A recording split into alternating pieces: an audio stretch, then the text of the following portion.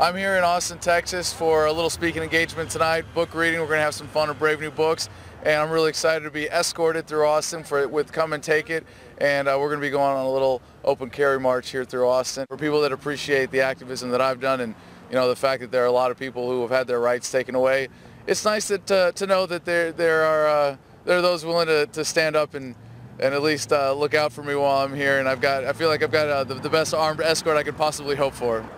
Last Independence Day, I was at Freedom Plaza, very ironically named, in between the White House and the Capitol in Washington, D.C., and I loaded a shotgun and racked it in an act of civil disobedience in order to bring attention to the idea that self-defense is a civil right and the government doesn't care about our rights. And, I went to an event called 1 Million Moms for Gun Control. It was a few thousand.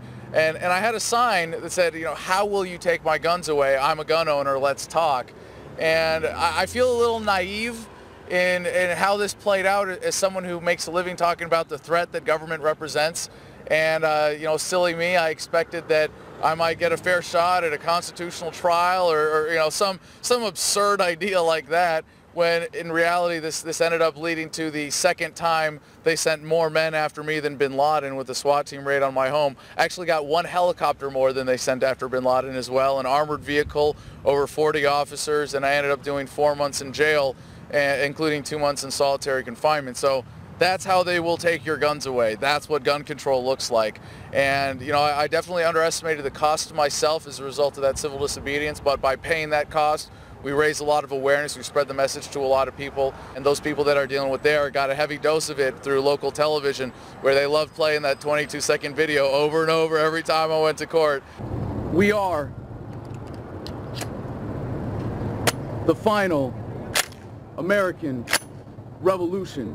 I've matured in ways that I didn't think were possible from it over this past year, and it got a lot of meditation time in my government-induced, taxpayer-funded spiritual retreat.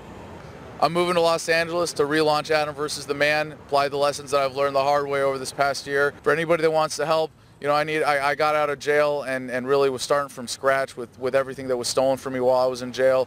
And, I had a lot of people stab me in the back while that was going on. So I'm starting from scratch here, and there are a lot of people helping me get back on my feet, and I really appreciate everybody who stood by me during this time. So AdamVersusTheMan.com. We need all the help we can get.